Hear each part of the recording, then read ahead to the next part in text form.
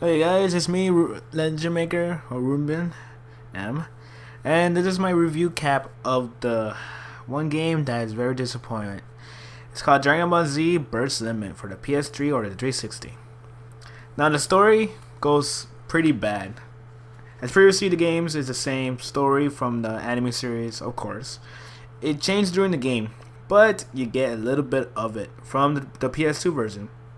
The story and that sells games, kind of like the Cell story. That's pretty downgraded from the previous games. It's been done many times, and it gets pointless now, even for hardcore fans. It's sad to say, but because I'm one of them, it's a very weak point right there.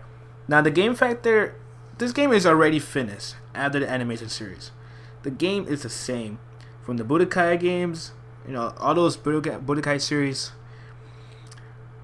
games. It's so bad. The only good part of this game is the cinematics. Great animation graphics, pretty good. For of course, for the PS3 and 360, you have to think of it. But hey, just buy the collection of the the animation series. Seriously, it should be a fighting game, but instead, it's a wannabe anime TV/game. What the heck? Why do we need that? It's a waste. With half of the series, not even worth it. Now, the sound, the multiplayer, and the control. The sound of the actors are great to hear. In times, but I stay with the Japanese or Spanish language. At least they didn't change it.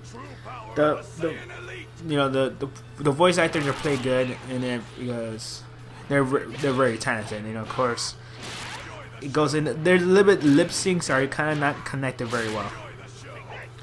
The multiplayer is way better than the Budokai series. There's no split screen on it, so it kind of helps out that it's kind of trying to be like a multiplayer fighting game, on and off, but you lose interest. It's easier button control.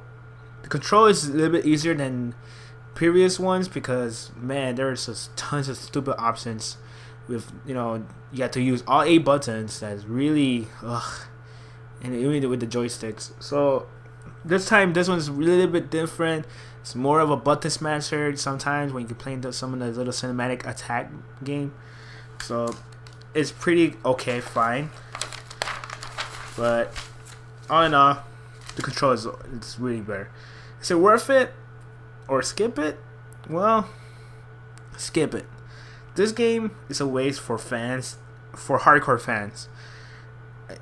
You will. It's pointless time to even try to buy it now. Even though there's a collector's set where you can get the movie, just get the movie, on Blu-ray. Seriously, But if you already had the movie before from previous time, just keep it.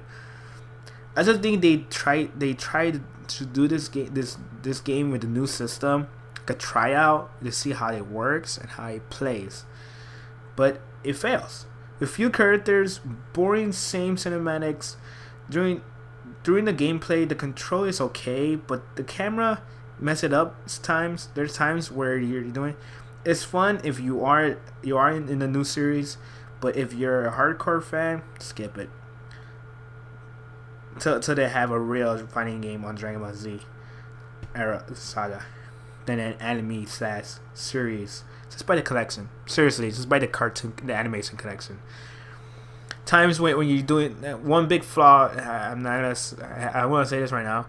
The one big flaw is when you're doing an attack, during that time you don't even know if you mess up the guy, and you go with the cinematic. It's pretty awful. It's really bad timing. I understand try to follow the storyline of the game, but don't do that. I'm sorry, but seriously. Overall, I give this game 3 out of 10. That's my rate. 3 out of 10 means buy for $10. My rating scale is different, so it's $10. If you can find it in any store for $15 to $10, it's worth it. Okay, but at the price range right now, not even close. All right. So next time, you guys, listen to my other reviews. Later. By Legend Maker.